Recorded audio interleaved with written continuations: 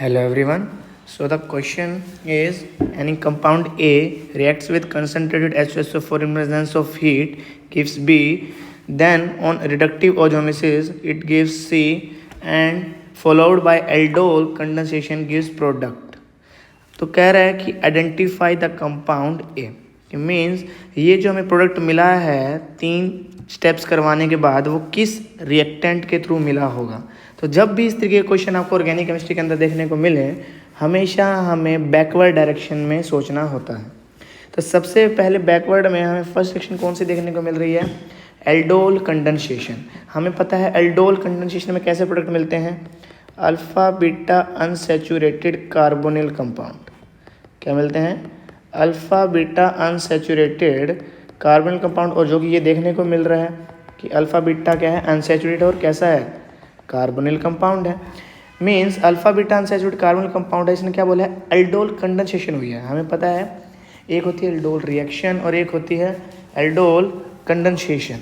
अब aldol reaction में और एल्डोल कंडेंसेशन में क्या फ़र्क होता है, एल्डोल कंडेंसेशन वाले स्टेप में क्या होता है, हमारा वाटर का लॉस हो जाता है, मतलब वाटर मॉलिक्यूल रिमूव हो जाता है हीट के प्रेजेंस में। तो हमें क्या करना पड़ेगा, इसमें बैकवर्ड डायरेक्शन में सोचना पड़ेगा।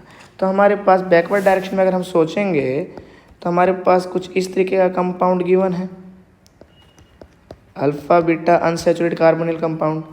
अगर हम रिवर्स डायरेक्शन में जाएं, इसकी क्या करवाई हमने, एल्डोल कंडेंसेशन करवाई थी। अगर एल्डोल कंडेंसेशन करवाई थी तो सबसे पहले कंडेंसेशन वाला स्टेप हटाना पड़ेगा, फिर एल्डोल रिएक्शन हटानी पड़ेगी। तो एल्डोल कंडेंसेशन वाला जो स्टेप था जो हीट के प्रेजेंस में होता है उसमें क्या हुआ होगा, पक्का ही H और OH मीन्स वाटर का रिमूवल हुआ होगा। अब वाटर का रिमूवल हुआ होगा तो हाइड्रोजन हमेशा कौन सी निकलती है, एसिडिक हाइड्रोजन। और हमें पता है कार्बोनिल कार्बन के बगल वाला जिसको हम अल्फ़ा कार्बन बोलते हैं उसके पास जो हाइड्रोजन होता है वो हाईली एसिडिक नेचर का होता है। मीन्स ये वाला जो कार्बन है जिसको मैंने डार्क कलर का दिखाया है वहाँ से कौन निकला होगा, हाइड्रोजन, और बगल वाले कार्बन से OH group. Means aldol condensation वाले स्टेप से पहले हमारा स्ट्रक्चर कुछ इस तरीके का रहा होगा, HOH। ये अभी कौन सी प्रोसेस हुई है, एल्डोल कंडेंसेशन। लेकिन इससे पहले हमारा क्या हुआ होगा, ये कैसे बना हुआ, एल्डोल रिएक्शन से। तो एल्डोल रिएक्शन जब हुई होगी तो एल्डोल रिएक्शन कैसे होती है, हमारा इनोलेट आयन बना होगा और इनोलेट आयन ने सेकंड कार्बोनिल कार्बन के ऊपर क्या किया होगा, अटैक किया होगा। अब ये वाला कार्बोनिल कार्बन अगर इंटैक्ट है तो पक्की बात है जिससे OH बना है, जिस कार्बन से OH बना है यहाँ से हमारा कौन बना होगा, इनोलेट आयन बना होगा। मीन्स यहीं से इनोलेट आयन अगर बना है तो इसको जब हटाएंगे यहाँ से, जब ये नेगेटिव चार्ज बना होगा और इसने इसके ऊपर अटैक मारा होगा इस कार्बन के ऊपर, तभी तो क्या है यहाँ पे OH की फॉर्मेशन हुई होगी। मीन्स इस वाले कार्बन से इस सेकंड वाला जो सेकंड नंबर दिया है इस कार्बन के ऊपर पक्का अटैक हुआ होगा जिसकी वजह से डबल बॉन्ड ऑक्सीजन खुलकर OH की फॉर्मेशन हो गई होगी।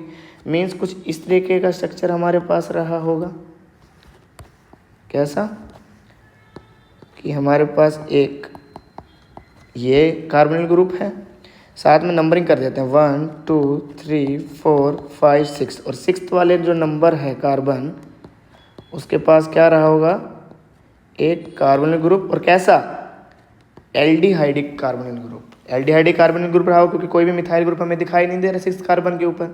तो इस तरीके का क्या रहा होगा, करंट सिनेरियो रहा होगा एल्डोल रिएक्शन होने से पहले।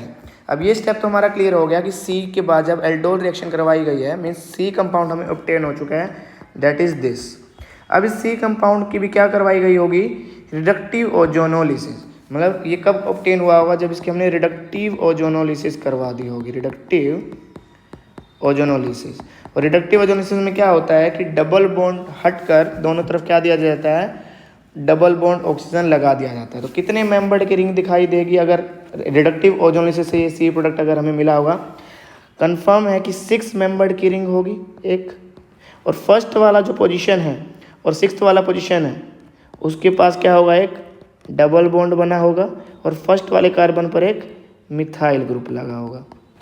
पक्का यही सिनेरियो रहा होगा C कंपाउंड में हम देख सकते हैं। मीन्स हमें अब क्या ऑब्टेन हो चुका है, हमारा B वाला जो रिएजेंट है वो भी ऑब्टेन हो चुका है।